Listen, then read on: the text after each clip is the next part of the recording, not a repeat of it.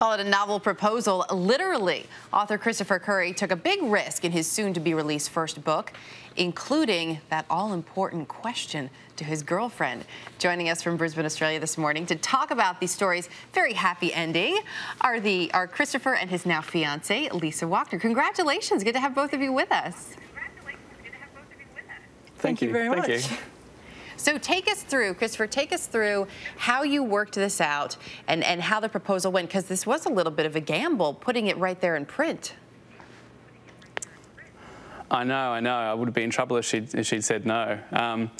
I'd gotten to a stage where I was rewriting the novel, and I had to start to think about the other things either side of the book, one of which was the acknowledgements page, and I'd been tossing up the idea of marriage for a little while before that, and you know, you always want your proposal to be something special and something original, and I thought, well, what have I got to offer? And I thought, well, I've got this book coming out, and I thought you only get one chance to publish your first novel and only one chance to propose to the love of your life. So I thought, why not combine the two? Why not put the two together? Well, it worked out well because, Lisa, as we said, you said yes, but talk us through your end of this. So you go to, it's your birthday, there's a nice dinner, there's an evening out, and you think that's the end of it until he hands you the book.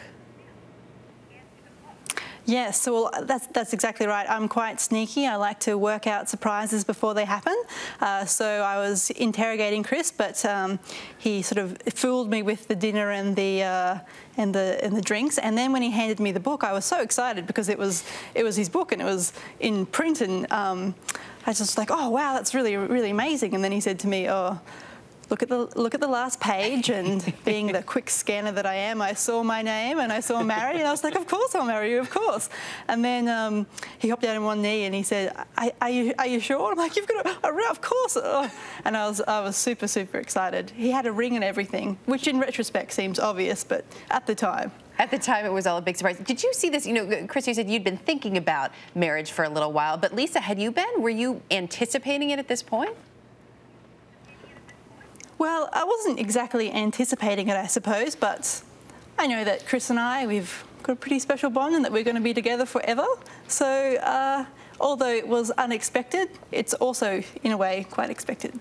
So, Chris, was that exactly the reaction? Beyond her saying yes, of course, which was the ultimate reaction I'm sure you were going for, but keeping it a surprise from her, I mean, score one for you if she likes to sniff those out. I know, and being with her for over 2 years, I'd learnt to be very careful with hints about birthdays and Christmas presents and things like that. So I thought the best way to do it was this massive, probably one of the biggest secrets I'll have to keep in my life. I think. I had to hide it within another secret. So I told her that we're doing something for her birthday to keep Tuesday night free, but not to tell her what was happening. So that was enough, and I managed to just give her a little bit more information each day beforehand. So she thought, oh, I've got the surprise. It's all done. Then there's another one hidden inside. Was anybody concerned? Your publisher, anyone, as you're going to print and you say, here, I'm done. Here's the final of my acknowledgements page. When they read it, did anyone say, maybe not?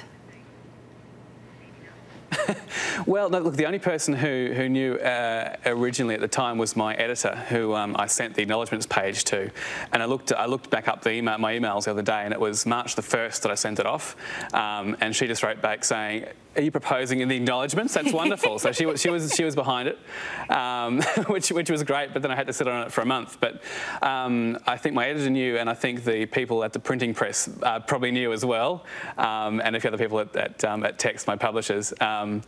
But no one tried to talk me out of it, so that's great. Well, it's a fantastic story. Thanks for sharing it with us. Best of luck to both of you as you continue on the next chapter of your journey, if you will. Lisa and Christopher, thanks for being here. Thank you very much for having us. And the book by Christopher Currie is The Ottoman Motel. Go ahead and check it out.